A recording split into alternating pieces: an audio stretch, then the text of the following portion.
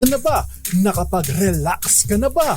Saan ka man nagtatrabaho, mapa-opisina man o work from home o mula mismo sa pwesto, sasabayan namin ang break time mo. Sasabayan namin ng mga balita at komentaryo, mga panayam ng mga taong viral ngayon. DZRH Break Time! Maulang hapon, Pasay City. Yay! Abay, umuulan po sa Pasay, mahabigan. Kumusta po sa inyong lugar? Sana umuulan din. Lakay, nagbunga na. Nagbunga na ba? Oo, yung pagkanta ko ng matagal-tagal. Akala ko yung pusa mo nilublob mo sa drum. At narito mahabigan ng headlines ng ating mga balita ngayong araw ng Huwebes. 9 ng buwan ng Mayo. At good news, tulad ng mga nangyayaring pag-ulan ngayon dito sa bandang Pasay, may asahang oil price rollback sa susunod na linggo. Aba, gasolina posibleng tapyasan ng mahigit 2 piso. Wow, kada litro. Sana hindi fake news ito. Ekonomiya ng Pilipinas matatag sa unang bahagi ng 2024. Gross Domestic Product pumalo sa 5.7% ayon yan sa datos ng PSA. Audio recording ng China sa West Philippine Sea Deal. Posibleng deep fake ayon kay AFP Chief General Romeo Browner. Chinese diplomat sa audio recording controversy posibleng ideklarang persona non grata ng international analyst. 14 na mabaril ni Pastor Apollo Kibuloy na ibenta na bago pa nabawi ang lisensya. Ayon naman sa Philippine National Police. Balikbayan box at mula Thailand nasabat ng customs may laman na 56 million pesos worth ng shabu. Water level naman sa Angat Dam patuloy sa pagbaba. Water supply posibleng bawasan ayon naman sa DENR. Driver ng puting van ng PNP na tumakas matapos dumaan sa EDSA busway, sinibak. 7 prisoner guards nasangkop sa strip search sa Bilibid. Grabe ha, pinaghubad pala yung misis na dalaw ng PDL. Alang ya. At sinilip-silip pa ha. Ayan na. Tatambakan ng mga kaso. Mga naglalayag na barko at bangka sa West Philippine Sea binalaan sa posibleng pagbagsak ng debris ng Chinese rocket. At ngayon sa detalye ng ating mga balita, good news. Good news lalo sa mga motorista. May napipintong rollback sa presyo ng petroleum products sa susunod na linggo. Ayon sa oil industry, posibleng bawasan ang presyo ng gasolina ng 1 peso and 90 centavos hanggang 2 pesos and 30 centavos. Posible namang bawasan ang presyo ng diesel mula 80 centavos hanggang 1 peso and 20 centavos kada litro. Samantala ang presyo naman ng kerosene ay maaaring bawasan din ng 1 peso and 25 centavos. Kadalasang ipinapatupad ang oil price adjustment tuwing araw ng Martes. Ay, wag mo na papakarga. Ayan. Pagkakasyahin ko hanggang Martes talaga. Kung man mag-aircon. Wala.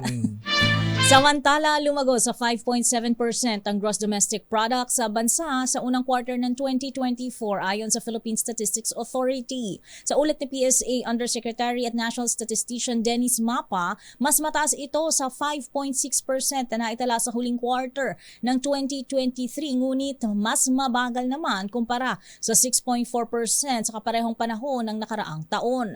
Anya, matatag ang takbo ng ekonomiya ng bansa sa kabila ng hamon ng El Nino at iba pang global shocks. O samantala naman ay ibinaba ni National Economic and Development Authority Secretary Arsenio Balisaca na nanatili ang posisyon ng Pilipinas bilang isa sa emerging economies sa buong Asya at katunayan ay nalagpasan pa ang GDP ng malalaking ekonomiya gaya ng China at Indonesia. Samantala, nananatiling mababa ang produksyon ng asukal sa Pilipinas. Ito naman ang inireport ng pribadong sektor kay Pangulong Ferdinand Bongbong Marcos Jr. sa isang meeting sa Palasyo ng Malacanang. Inirekomenda ng grupo ang pag-angkat, nako, imported na naman, ng 185,000 metric tons ng refined sugar o 200,000 metric tons ng raw sugar. Ba, sino ang mga ito? Ito ay para mapanatili daw ang supply at magkaroon ng buffer stock, lalo sa panahon ng off-harvest and post-milling season. Sinong pribadong grupo ito? Una rito sinabi ng Sugar Regulatory Administration na nakaapekto ang tagtuyot na dulot ng El Nino phenomenon sa mga taniman ng tubo partikular sa Negros Occidental na naungunang sugar producer ng Pilipinas. Samantala, posibleng limitahan ng Department of Agriculture ang pang-angkat ng imported na sibuyas. Ito ay dahil sa paglago ng lokal na produksyon ng sibuyas sa nakalipas na buwan. Ayon kay DA spokesperson, Assistant Secretary Arnel de Mesa, kukonsultahin nila ang Bureau of Plant Industry sa aktual na supply ng sibuyas ngayong Mayo para maging batayan kung palalawigin ng importasyon o ang importation ban hanggang Hunyo o ibababa na lang ang import volume. Sa tala ng Philippine Statistics Authority, tumaas sa 28.58% na produksyon ng onion industry sa unang quarter ng 2024, nakatumbas ng higit sa 8 bilyong piso. Samantala, alamin nga natin ang kalagayan ng panahon.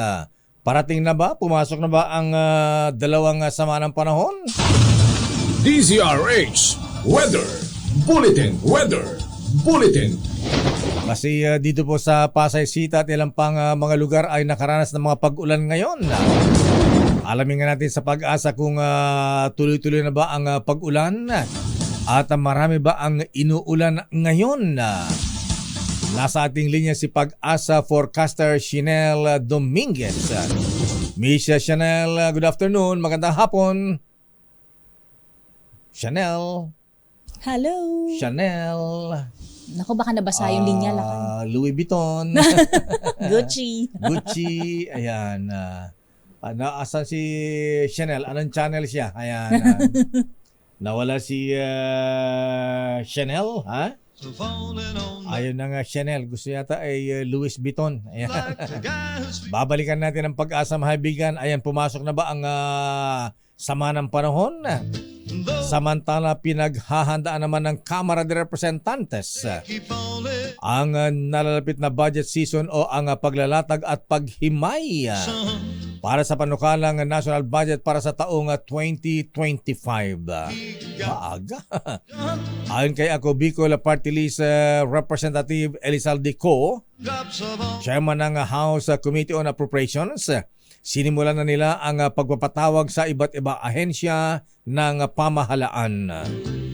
Mahalagaan niyang matignan ang disbursement rate o kung magkano ang nagastos ng bawat ahensya mula sa inilaang pondo sa ilalim ng 2024 national budget.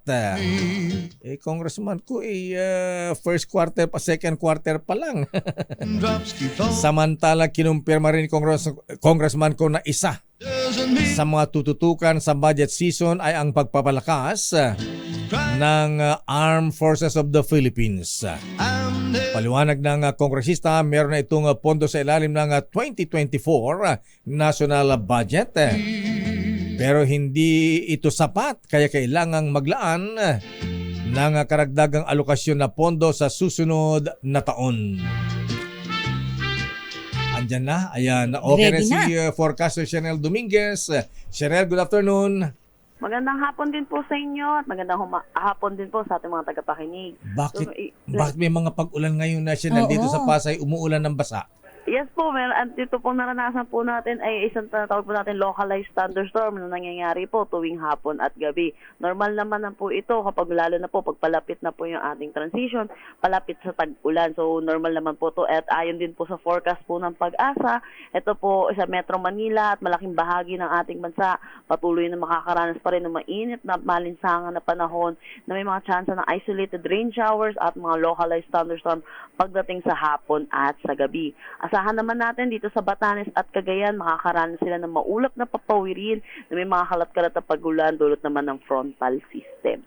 Yan po muna latest dito sa Pag-asa Chanel. Weather. Yes po. Araw-araw na ba itong mga ganitong mga pag-ulan sa lalo na sa dakong hapon at gabi? Mm-mm.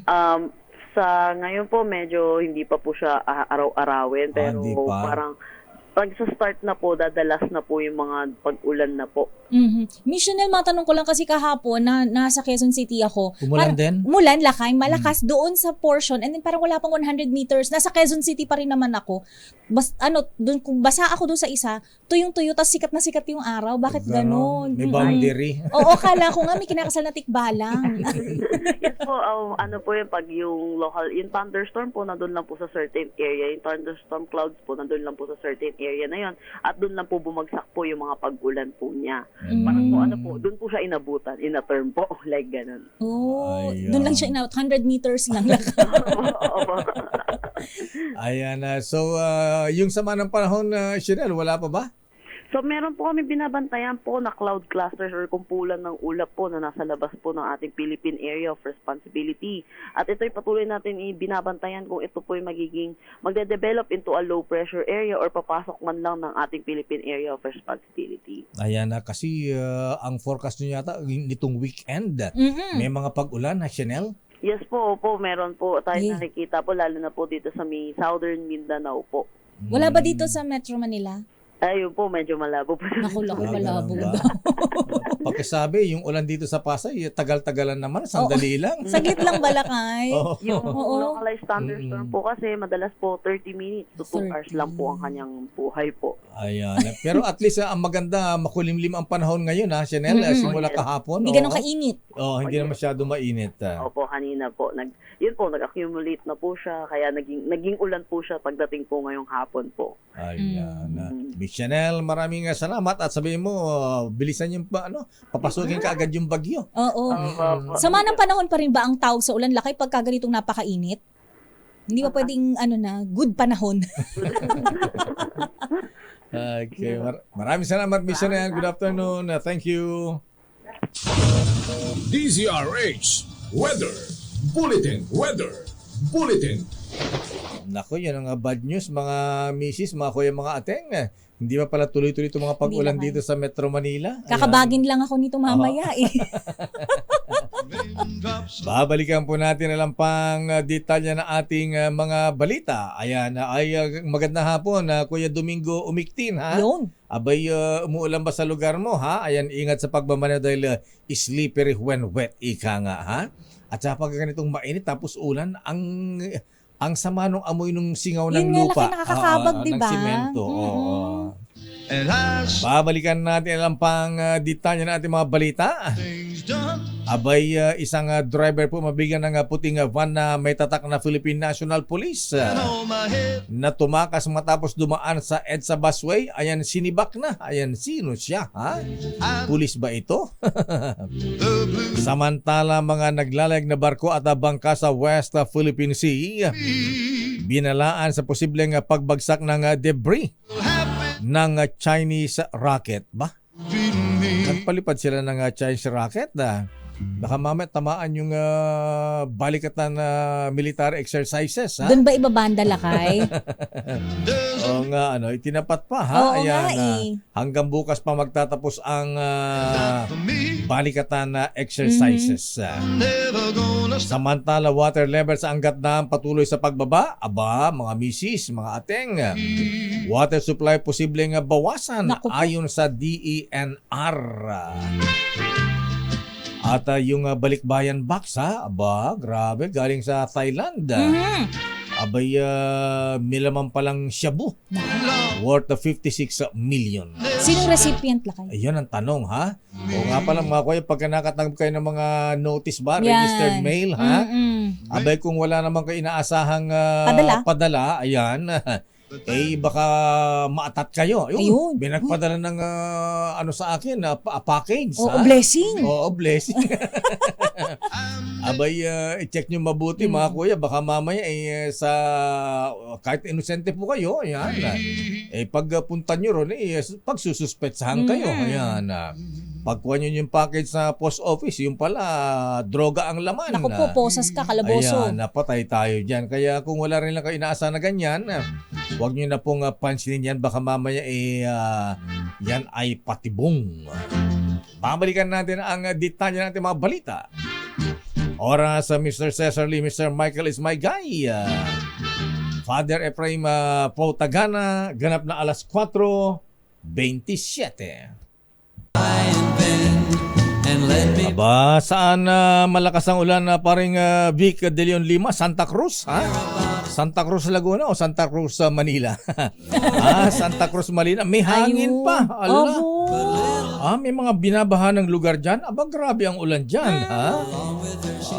Ay, may hangin pa, ha? Ayan.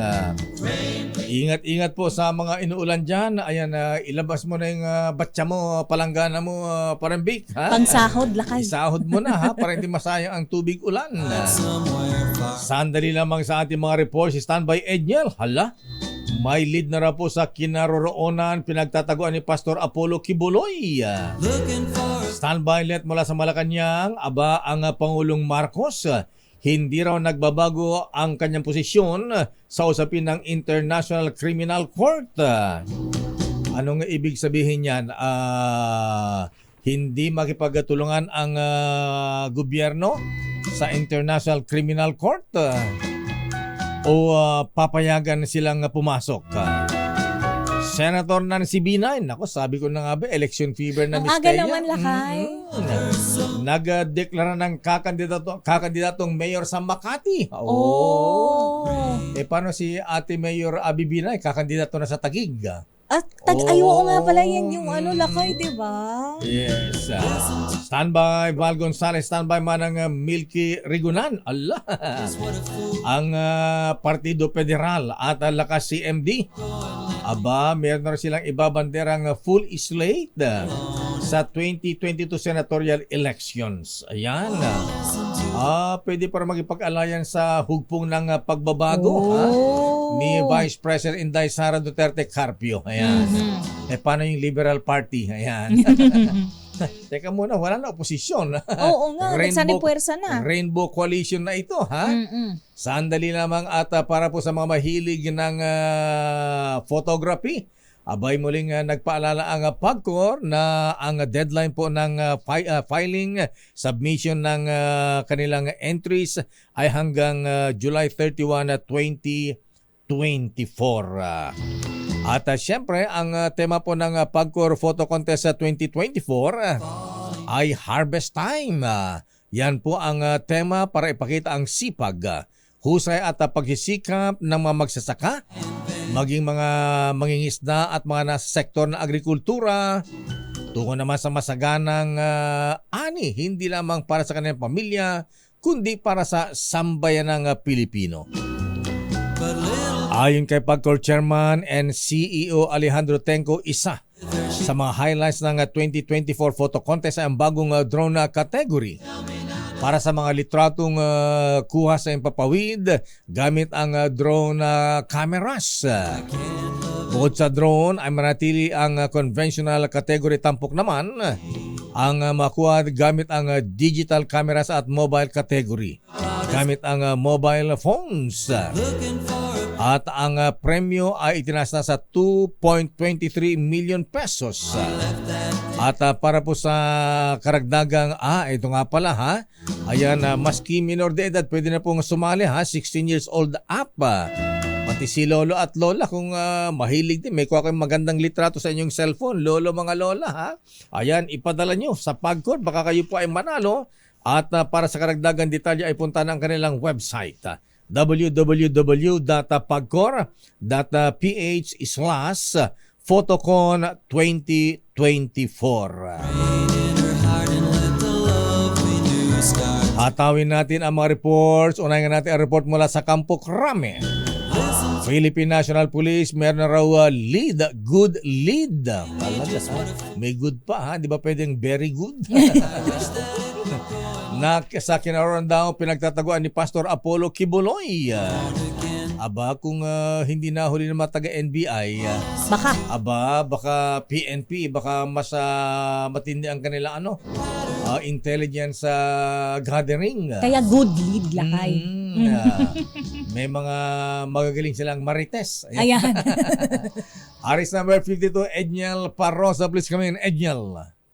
Lakay at Ms. Thea, may tinutumbok na ngang magandang development sa Philippine National Police sa posibleng kinaroroonan ni Pastor Apollo Quiboloy. Yan ang ibinalita ni PNP spokesperson, Police Colonel Jean Fajardo. Isang araw matapos isuko ng kampo ng religious leader ang 5 sa mga baril na nasa ilalim ng kanyang pangalan. Sa press briefing sa Campo Crame, sinabi ni Fajardo na may good lead lang tinatrabaho ang kanilang tracker teams para mahanap ang pinuno ng Kingdom of Jesus Christ. Ginawa ni Fajardo ang pahayag kasabay ng pagkumpirma na naibenta na ni Quiboloy ang natitirang 14 na pistol bago pa man kansilahin ng PNP ang lisensya at registration nito. Batay sa impormasyong galing kay Marlon Acobo, pastor ng simbahan at siyang nagsuko ng 5 baril sa PNP. 6 sa mga naibenta ay napunta sa isang Crescente, Canada, nakapangalan ng isa sa mga kapwa-akusado ni Quiboloy, 3 naman sa isang babae at 5 sa isa pang lalaki na may kaparehong apelyido. Sakali mang si Canada, ang parehong individual na isyuhan ng warrant of arrest dahil sa kasong may kaugnayan sa human trafficking at pang-aabuso. Tiniyak ni Fajardo, nakakansilahin din nila ang LTOP at registration nito. Pakinggan natin si Colonel Fajardo. Kung siya po mismo ito, definitely po ay mag-initiate din po tayo ng revocation po ng kanyang LTOP at firearms registration, including po doon sa mga iba pang baril na nung i-check po ay meron po pong nakalista sa kanya after po itong ibinigay sa ating information po ni Mr. Acobo po. Una nang sinabi ni PNP Chief Police General Romel Francisco Marbil na tuloy-tuloy ang manhunt laban kay Quiboloy na pinaniniwalaang hindi pa nakalalabas ng Pilipinas. Para sa kauna-unahan sa Pilipinas, DZRH, ito si Edniel Parrosa. Tuloy-tuloy sa pagbabalita, tuloy-tuloy sa serbisyo. Sama-sama tayo, Pilipino. Magpapahuli kayo ng buhay ang Pastor Apollo Quiboloy. Kaya nga, Lakay. Ayan, okay, pag-pre over na lang ang mga arresting officer. Pray lang. Pray lang. Samantala, Pangulong BBM hindi nagbabago ng posisyon sa usapin ng ICC ayon yan sa Malacanang. Idetalye mo RH14 Left Narciso, Miss Left. Ms. Thea Lakay, nananatili ang posisyon ni Pangulong Ferdinand Marcos Jr. sa usapin ng International Criminal Court. Pahayag ito ng Malacanang matapos sabihin ng Department of Justice na naghahanda ito ng briefer para sa Pangulo sakaling maglabas ng warrant of arrest ng ICC laban kay dating Pangulong Rodrigo Duterte. Ay kay Presidential Communications Secretary Cheloy Garafil, bahagi lamang ito ng standard procedure. Tungkulin anya ng DOJ na pag-aralan ang lahat ng pamamaraang legal at tiyaking alam ng Presidente ang mga opsyon nito. Ito para masiguro na handa ang administrasyon sa anumang senaryo. Una nang sinabi ni PBBM na walang jurisdiksyon at hindi makikipagtulungan ang Pilipinas sa ICC. Para sa kauna-unahan Miss sa Let. Pilipinas, DZ, yes, Lakay? So paano yan kung may arrest sa warrant ang mga taga-ICC? Papasukin ba sila rito? Hayaan ba silang arestuhin ang dating Pangulong Duterte? Ano ang gagawin ng gobyerno? Yan na kayo malalaman natin dahil ayun nga, ilatag pa lang ng DOJ nang sabi nga, ibibigyan ng briefer ang Presidente. Ayan. So far, habang wala pang briefer mula sa DOJ, Hindi magbabago yung posisyon ng Presidente na Lakay na walang jurisdiction ang ICC. Wala. Okay. hindi makipagtulungan ang gobyerno sa International Criminal Court. Yes, Lakay. Okay. Maraming salamat, Miss Let. Teka, umuulan ba sa Malacanang? Umuulan, Lakay. Malakas ba ulan dyan? Umuulan. Hanggang ngayon? Malakas? Hindi na masyado pero kanina malakas. Ba? Gano'ng katagal? Nainggit? Dito sandali lamang 5 minutes lang yata Biglang buhos, tas biglang wala na. Mga 5-10 minutes. Isang buhos na malakas, ayan. Kaya nagbibiroan nga kami, ganito pala ang itsura ng ulan. Nalimutan na. Di ka ba lumabas? Di ka ba sumahod ng ulan tapos pinahid mo sa pusod mo? Bakit sa pusod lang kayo? Para daw hindi sumasakit ang tiyan mo para hindi para hindi kakabagin. Gawin ko ngayon sa susunod. Wala na. Dapat yung unang ulan eh. Una. Okay. Ayan, kung pangalawang ulan, sahurin mo na lang. Pambuhos. Maraming salamat, Miss Let. Balik sa inyo, Lakay at Miss Thea. Samantala, nako, dumako tayo sa Senado, si Senator Nancy Binay. Nagpaalam na ba, Raymond, sa Senado ang Senator Nancy Binay na nagdeklara ng kakandidatong mayor sa Makati City? Paano si ate, si kapatid Mayor Abby Binay? 100% na bang tatakbong mayor sa Taguig? Tanong ko lakay, hindi ba lalabanan ni Junjun si Ate Nancy?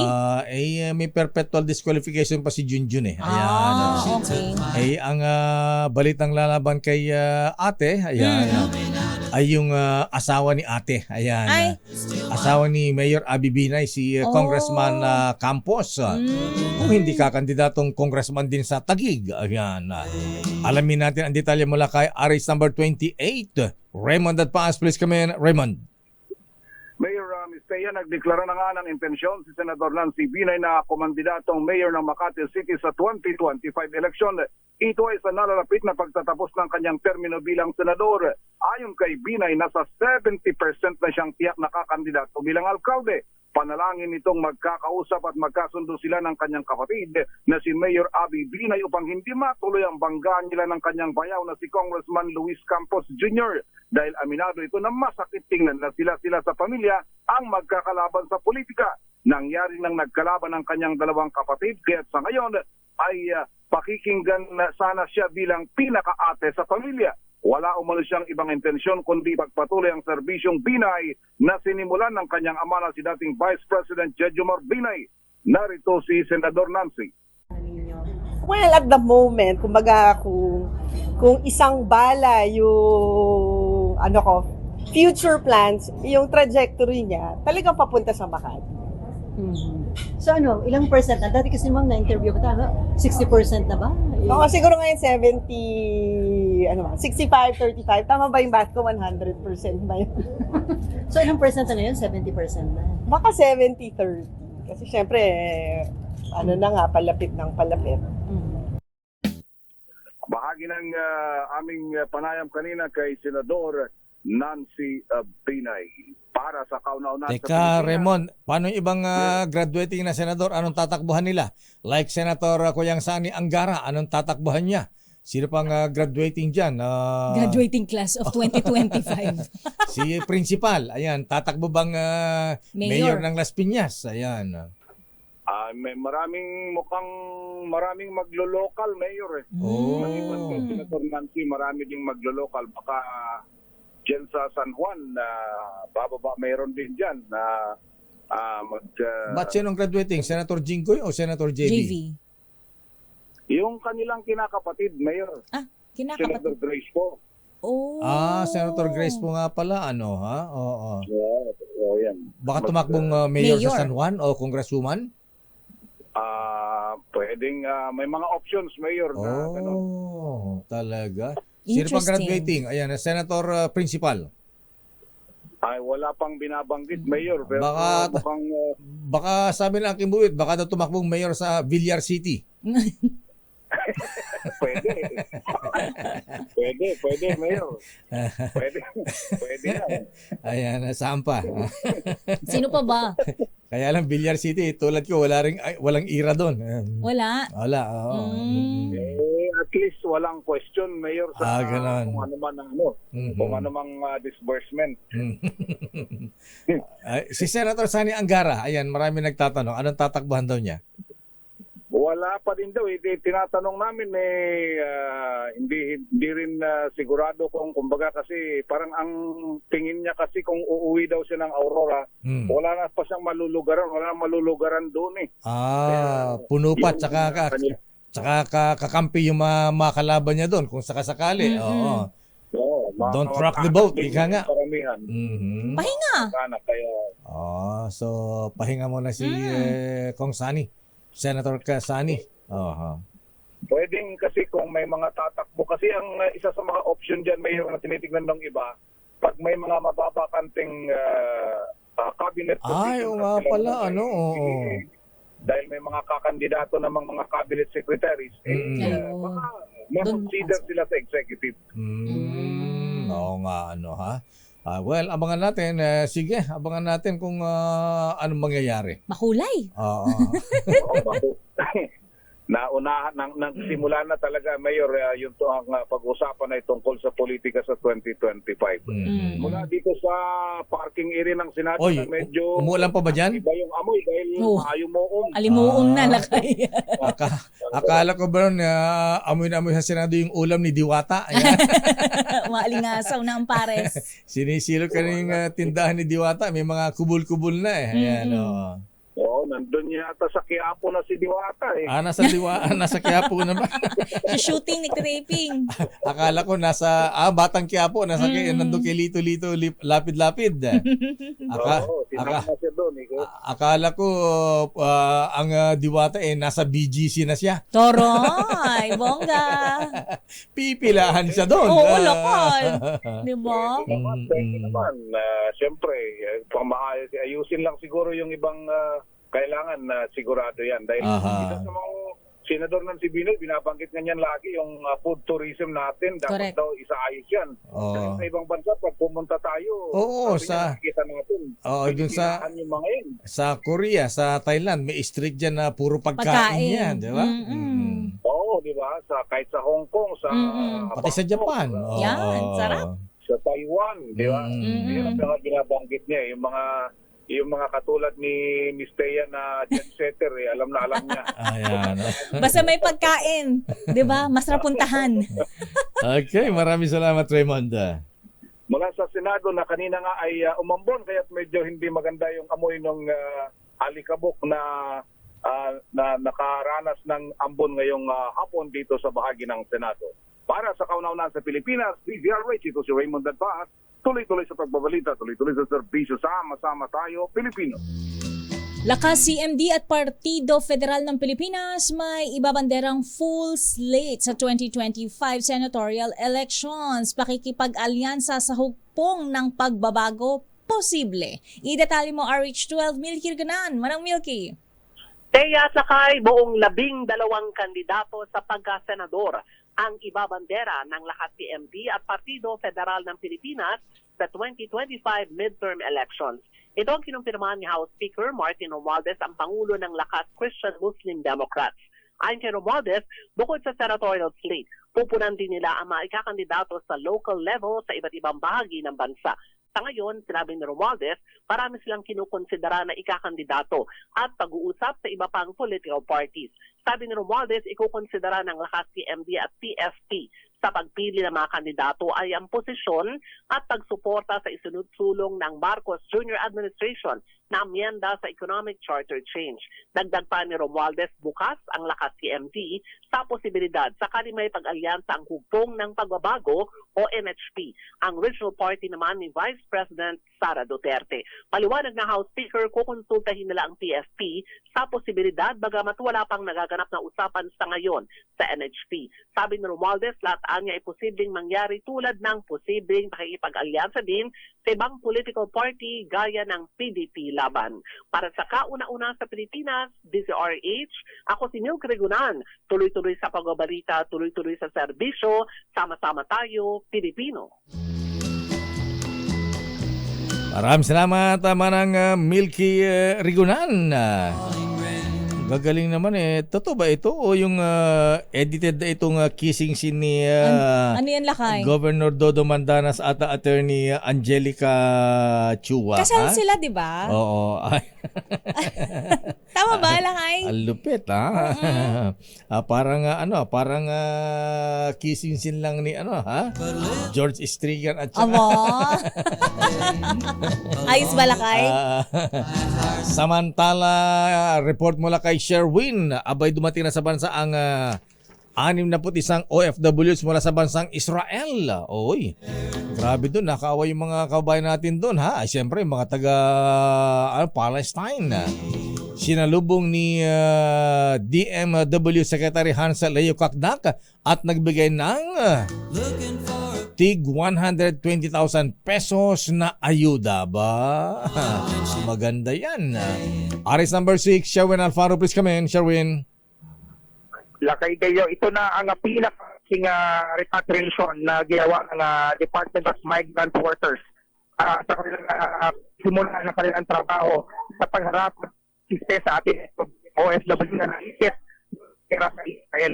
6 na po mga individual kasama ng 3 na wheelchair at isang 4 gulang na sanggol ang sinalubong ni DMW Secretary Hans Leo Kakdak.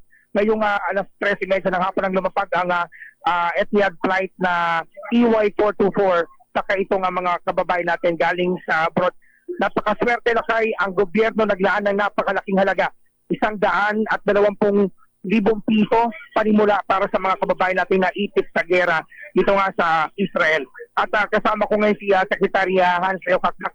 Secretary, sir, ang napakalaki nitong tulong na ibinigay ng gobyerno sa ating mga kababayan, 100,000 from DLW at sa OWA at 20,000 mula naman sa DSWD plus lahat pa ng mga sagutin at kailangan kung sila ihahatid pa uwi sa kanilang mga probinsya. Ano po ang tagubilin sa inyo ng Pangulo? Yes, ang tagubilin ng Pangulo, simple lang. Full of government approach, sanit puwersa lahat ng ahensya ng gobyerno. Kaya nandito ang DOH, DSWD, DFA, TESDA, at DMW OWA, sanit puwersa, financial assistance, medical assistance, livelihood assistance, psychosocial counseling. Sa TESDA, napakahalaga mula kay Teng Magudadatu ay yung mga training vouchers na libre. Training commitment sa kahit anong training institution, sa kahit anong kurso para doon sa mga gustong mag-upgrade ng kanilang skills. So, kompletong package ito at nagpapasalamat din tayo kay Pangulo kasi pinagsanit po siyempre sa ating mga mahal na OFW na nanumbalik ngayong araw mula sa Israel. Gayo? Yan, okay. At least maagap si Secretary. At least malaking bagay yung ayudang 120,000 bawat isa, Secretary, sir. Yes, Sir Deo. Kayo pala yan. Magandang hapon po. Opo, ayan. Yes, of course. Napakahalaga nito kasi kailangan maramdaman ng ating mga nanunumbalik mula sa area na with deklaradong state of war. Daman-dama nila dapat. Opo. Sa office ng Pangulo, damang-daman nila dapat ang ating assistance, pagmamalasakit sa kanila dahil alam natin yung pinanggalingan nila. At dahil pagod sila, Secretary Leo Kakdak, sabi na aking bubit, i-check in mo raw sila sa Sofitel. Oh, wow. O sa Okada. But definitely, may alok pa rin ang OWA doon sa mga, lalo na yung offers yung mga nasa probinsya. May flight bukas o di kaya gusto mo nang makausap ang mga kamag-anak nila dito sa Manila. Di may overnight stay sila. Wala kay Admin Arnel. Wala lang siya dito ngayon but may mga kinatama ng OWA dito. Ayan. Maraming salamat, Secretary, sir. Mabuhay po kayo. Thank you and good afternoon. Mabuhay kayo, Sir Deo, sa yung tagapanginig takbo si Sir Sherwin dito sa airport. Take care. God bless. Ingat po. Alam mo, parang graduation itong nangyari dito sa unang pagsulubong. Napakalaking huli ng mga OFW. Dahil pinawag para tanggapin yung kanilang financial assistance. Patunay lakay na ito yung paglampas nila doon sa panganib ng pakikipagsapalaran sa abroad at pagsisimula ng bagong buhay dito sa ating bansa. Yan ang Sir H. News, RH Sherwin Batang Faro, tuloy-tuloy sa pagbabalita, tuloy-tuloy sa serbisyo, sama-sama kay Pilipino. Maraming salamat, Sherwin Alfaro. Standby, Val Gonzales. O sige, tapusin mo na nga si Val. Adjustments. Para matapos na. Sa tinatanggap na cash grants ng mga benepisyaryo ng 4Ps, isinusulong na ng DSWD. Idetali mo, Val Gonzales, RH5 Val. Mr. Mayor, pinaplansya na ng Department of Social Welfare and Development o DSWD ang isinusulong na pagtataas sa natatanggap na tulong para sa mga benepisyaryo ng Pantawid Pamilyang Pilipino Program o 4Ps. Ayon kay DSWD Assistant Secretary for Disaster Response Management Group at spokesperson Irene Dumlao, nagpapatuloy ang kanilang ugnayan sa National Economic Development Authority o NEDA at ang Philippine Statistics Authority o PSA para mabalanse ang tamang halaga kung magkano ang adjustment. Sabi ni Dumlao, tugon ito ng ahensya sa direktiba ni Pangulong Ferdinand Bongbong Marcos Jr. na pag-aralan kung naaakma o nakakatugon pa sa kasalukuyang socio-economic conditions ang ibinibigay na tulong sa taong bayan. Partikular na inatasan ng Pangulo ang DSWD NEDA at PSA para dito. Sa panig naman ni Secretary Gatchalian, naniniwala ang ahensya na napapanahon na ang adjustment, lalo pa tumakyat na sa 3.8% ang inflation rate itong buwan ng Abril mula sa 3.7% lamang noong buwan ng Marso. Batay sa nakasaad sa Republic Act 11310 o ang 4-Piece Act, nasa 1,500 pesos ang minimum na natatanggap kada buwan ng isang mahirap na pamilya, na ito'y kinabibilangan ng 300 piso kada buwan para sa pag-aaral ng bawat isang anak na nasa daycare o elementarya, 500 kada buwan para sa naman sa anak na naka-enroll sa junior high school, at 700 piso kada buwan naman para sa bawat anak na naka-enroll sa senior high school. Para sa kauna-unahan Sibat Pilipinas, DZRH, ako naman Val Gonzales, tuloy-tuloy sa pagbabalita, tuloy-tuloy sa serbisyo. Sama-sama tayo, Pilipino. Maraming salamat, Val. Val, umuulan ba dyan sa Quezon City nga pala, sa Krame? Nawala na. Mayor, kanina Mayor ay umarangkada yung akala mo yung malakas na pagulan dahil medyo maitim pa yung kalangitan, pero ngayong oras na ito, balik na naman sa napakainit na panahon, at yung kaninang medyo maitim-itim na ulap ay puro mga puting ulap na lang, at iilang pulong-pulong lang ng ulap na naman ang nakikita sa kalangitan dito sa bahaging ito ng Quezon City, Mayor. Maraming salamat, Val. At bago lang pang mga balita, congratulate lang natin o yung mga kuyang, sabi ni Kuyang Doming Diasis, congrats sa mga brethren sa 3rd charter anniversary ng Most Worshipful Leon ang Angel Banyas Masonic Lodge number 458, the youngest lodge in district Masonic District Region 2 Cagayan. Congratulations sa mga officers and members. Sabi ni Kuyang Doming, very worshipful Doming Diasis. At congratulations din kay ating Arlene Bakay, newly installed Grand Royal Matron of the Grand Court of the Philippines, Order of Amaranth, abay na install noong May 7 sa Limketkay Hotel sa Cagayan de Oro City. Pagbati mo na Kuyang yes sir, Don Bakay. Babalikan natin lang pang mga balita. Oras, Miss Thea. 1 minuto bago mag-alas 5.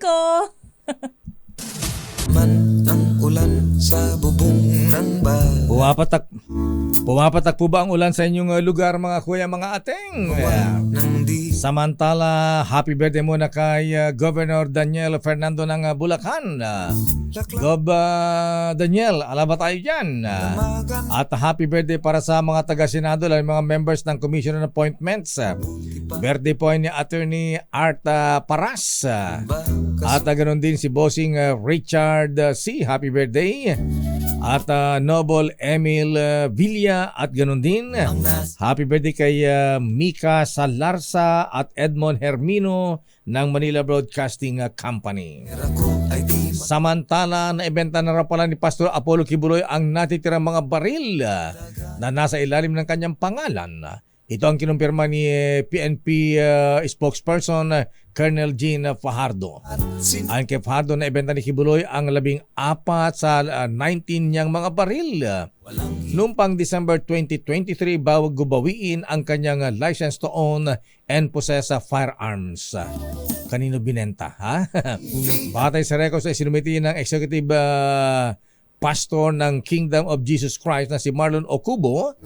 3 katao ang nakatanggap ng 14 na pistola. 6 dito ay napunta sa isang Crescente, Canada, na kapangalan ng isa sa mga kapwa-akusado ni Kibuloy. 3 ay sa isang babae at 5 ay ibinenta naman sa isang lalaki. Sino sila?